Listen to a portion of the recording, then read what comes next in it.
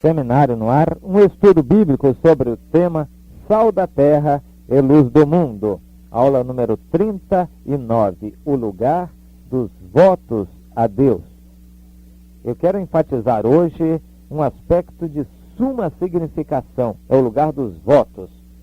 E aqui pode se encaixar qualquer assunto relacionado com o voto a Deus, quais sejam jejum, oração de joelhos, sacrifícios pessoais, privação espontânea de bens materiais, voto de pobreza, voto de castidade, voto de nazireu. Tudo isso, de certa forma, se encaixa neste assunto, voto ou votos a Deus. Eu quero estabelecer logo de princípio uma grande realidade. É uma constatação bíblica. Deus não exige voto de ninguém. Ninguém. Preste atenção. Nem mesmo o voto de obediência, de entrega, Deus exige. Por quê? Porque também este é espontâneo. Deus não obriga ninguém a ser servo dele. Se alguém for servo de Deus, de Jesus, será espontaneamente. Deus não obriga ninguém a se converter, a se render a Ele, a entrar no seu reino. Se alguém entra no reino de Deus, está participando deste processo com a sua voluntariedade, a sua espontaneidade. O seu livre-arbítrio está deixando ou permitindo que ela faça isto. Votos a Deus são totalmente espontâneos. Agora vamos colocar as coisas nos seus respectivos lugares. Alguém só pode ser uma bênção para Deus, alguém só pode ser verdadeiro testemunho do Senhor quando estiver no seu lugar, quando a sua vida estiver limpa e quando verdadeiramente Deus estiver convencido de que aquela pessoa realmente ama a Deus acima de todas as coisas. Não existe maneira nenhuma de provar a Deus que se ama a Ele, senão com votos. Vou repetir, isso é de suma importância. Você não convencerá a Deus que você ama a Ele sobre todas as coisas se você não fizer votos a Ele. Quando você faz votos, e eu repito, todos os votos feitos a Deus são espontâneos. Eu vou mostrar isso na Bíblia. Todos os votos são espontâneos. Deus não exige, não obriga voto nenhum. Porém, se você quer demonstrar amor, se você ama a Deus sobre todas as coisas, isto só será comprovado havendo votos. Pode ser que você nunca tenha ouvido isto antes. Deus se agrada de votos. Deus mesmo estabeleceu critérios rituais para receber os votos que seriam feitos a Ele. E aqui se encaixa qualquer tipo de voto. Consagração total, consagração parcial, entrega do corpo, entrega do vestuário, entrega da alimentação, entrega das finanças, entrega da vida sexual, enfim, tudo isto podem ser votos a Deus. Só por alto exemplificando, eu quero lembrar aos irmãos alguns votos mencionados na Bíblia. O voto de Ana, de que se Deus lhe desse um filho, Samuel, e realmente Deus deu o Samuel, ela o consagraria, entregaria o filho literalmente ao Senhor por todos os dias da sua vida. Nós encontramos um Elias, um João Batista, fazendo um voto de nazireu com a sua vida totalmente, pessoalmente dedicada a Deus. As suas vestes eram consagradas a Deus, a sua alimentação era consagrada a Deus. Nós encontramos Jefité fazendo voto a Deus de matar a pessoa primeira que aparecesse na sua frente quando ele voltasse vitorioso. E foi a sua filha, a sua única filha, que lhe deu muita tristeza, mas ele cumpriu o seu voto. Ele sabia que voto a Deus é coisa muito séria mesmo. Nós encontramos outros irmãos que fizeram votos. Davi fez votos e cumpriu-os. E ele mesmo diz lá nos Salmos: fazei votos a Deus e cumpri-os. Deus quer que sejam feitos votos a Ele. Nós encontramos outros e outros votos na Bíblia. O apóstolo Paulo certamente fez um voto de castidade, de viver sozinho, de consagrar a sua vida sexual ao Senhor. Ele abdicou do direito que tinha de se casar, mas preferiu viver só para o Senhor a se casar aqui na terra. Foi uma opção. E ele diz que isto é muito bom. Aqueles que têm feito isto e têm alcançado a graça de viver na presença de Deus têm testemunhado que realmente é muito bom. Agora, um alerta: não faça um voto de viver sozinho se você não quer se consagrar a Deus. Aí é viver abrasado.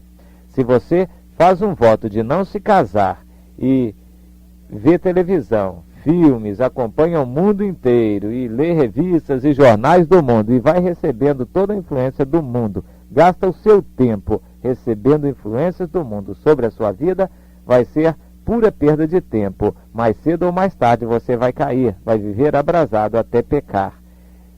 Consagrar-se a Deus é fazer alguma coisa, entregar alguma coisa para Deus e viver com Deus, aproveitar, tirar o proveito daquilo. Se você vai fazer o voto do apóstolo Paulo, é para dedicar o seu tempo inteiramente ao Senhor.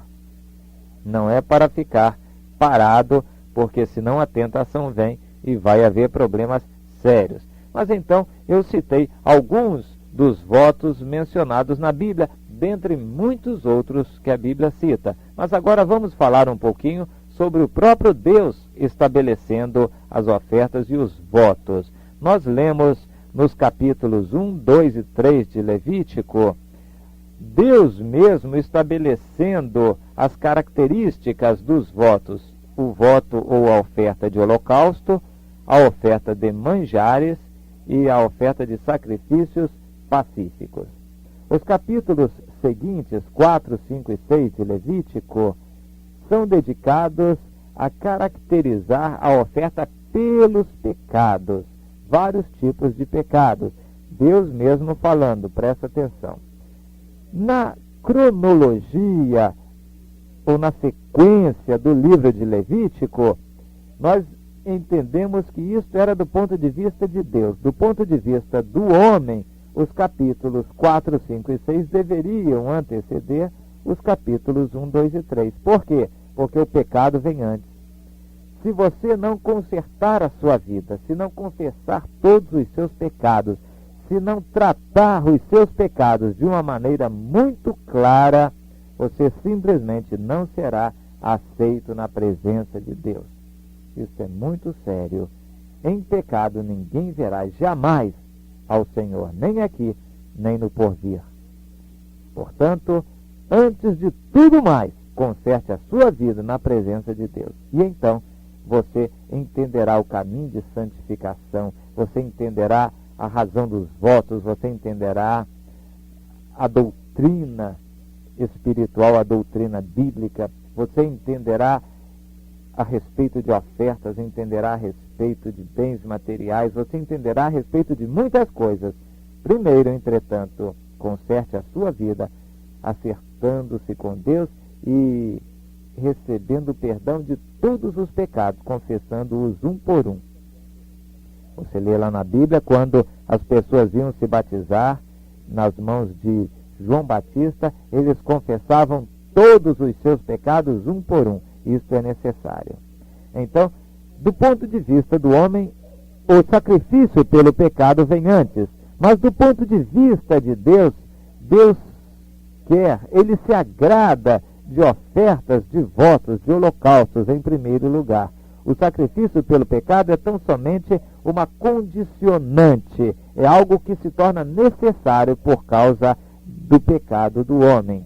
Deus estabeleceu, e está lá na Bíblia de forma bem clara, nos livros de Êxodo, Levítico, Números e Deuteronômio, que ele exigia, ele queria do povo um holocausto de manhã e um à tarde. A rigor, 2 holocaustos pelo povo. Não eram holocaustos individuais, eram holocaustos referentes ao povo inteiro, para caracterizar ou tipificar que o povo todo era do Senhor. Ainda que individualmente as pessoas pecassem, o povo todo era do Senhor. E aqueles holocaustos, ambos, um pela manhã e outro pela tarde, estavam ali sendo oferecidos como prova de que o povo pertencia a Deus. Entretanto, os holocaustos individuais eram espontâneos. Está lá no capítulo 1 de Levítico. Deus mesmo diz lá, chamou o Senhor a Moisés e da tenda da congregação lhe disse, estou começando o livro de Levítico, fala aos filhos de Israel e diz-lhes, quando algum de vós trouxer oferta ao Senhor, então é opcional, é espontâneo. Quando algum de vós trouxer oferta ao Senhor, trareis a vossa oferta de gado, de rebanho ou de gado miúdo.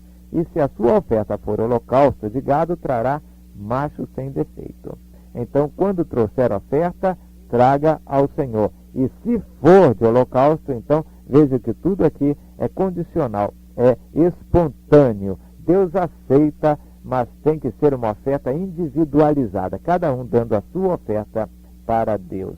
Nós encontramos em Levítico 4, 20 e 26, as ofertas pelo pecado eram espontâneas. No entanto, quando eram feitas, deviam ser feitas segundo o ritual. E quando eram feitas segundo o ritual, o sacerdote oferecia expiação pelo interessado e os seus pecados eram perdoados.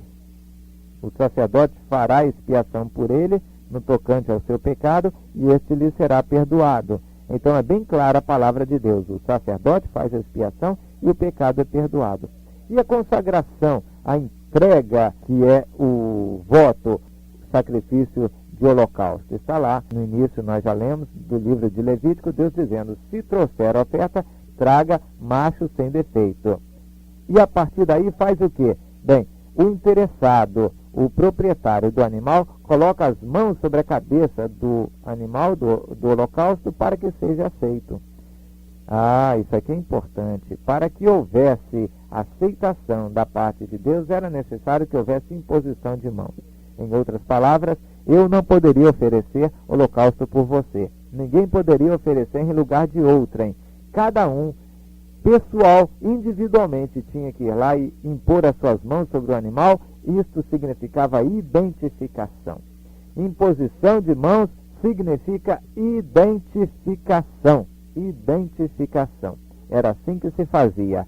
Ao impor as mãos, aquela pessoa se identificava com a sua oferta e quando esta era oferecida, Deus aceitava. A partir daí, Levítico 1, versículo 5 em diante, o sacerdote tinha todo um ritual para oferecer a oferta, o animal ao Senhor, e com a obediência do ritual, o valor da oferta, Deus a recebia. Como é que Deus a recebia? O fogo a queimava.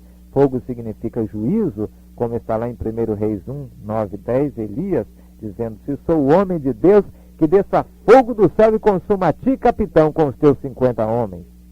E realmente aconteceu. Fogo veio e, numa atitude de juízo, consumiu aqueles rebeldes que estavam ali.